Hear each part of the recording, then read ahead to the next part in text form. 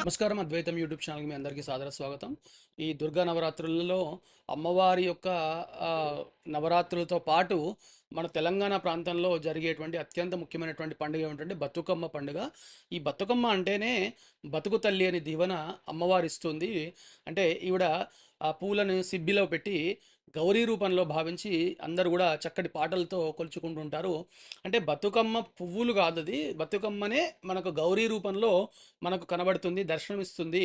ఇది పూల పండుగ, చక్కటి పల్లె పండుగ.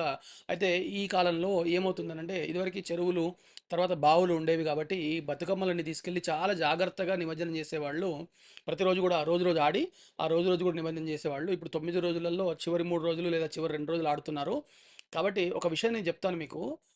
మహాలయ అమావాస్య తెల్లవారి ప్రారంభమైనటువంటి బతుకమ్మ పండుగ 9 రోజులు సాగుతుంది. ఆ దుర్గాష్టమితో ముగిసేటువంటి ఏదైతే బతుకమ్మ పండుగ ఉందో, మీరు ఆ బతుకమ్మని సాక్షాత్తు అమ్మవారిలా భావించాల్సి ఉంటుంది. పువ్వులు మాత్రం కాదు, అమ్మవారిలా భావించి వాటిని ఎక్కడ పడితే అక్కడ వేయకండి. ఒకవేళ మీకు అందుబాటులో చెరువులు, బావులు అలాంటివి లేని సందర్భంలో మీరు ఒక తొట్టి ఏర్పాటు చేసుకొని మంచినీళ్ళు తీసుకొని దానిలో నిమజ్జనం చేయండి తప్ప విపరీతాలు చేయకండి. ఎందుకంటే సాక్షాత్తు అమ్మవారి రూపమే బతుకమ్మగా ఉంటుంది, గ్రహించండి. ఇక రెండవది ఏమిటంటే బతుకమ్మ దగ్గర విపరీతమైనటువంటి పాటలు, ఆ నాట్యాలు అవి చేయకండి.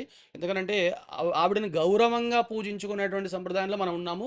తెలంగాణ యొక్క అస్తిత్వం అనేది కూడా బతుకమ్మలో ఉంటుంది. కాబట్టి వీలైనంత వరకు ఆ బతుకమ్మకు సంబంధించి చాలా జాగ్రత్తగా మీరు వ్యవహరించండి.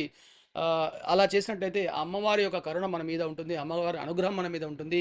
ఇలాంటి మరిన్ని విషయాలకు చూస్తూనే ఉండండి అద్వైతం యూట్యూబ్ ఛానల్.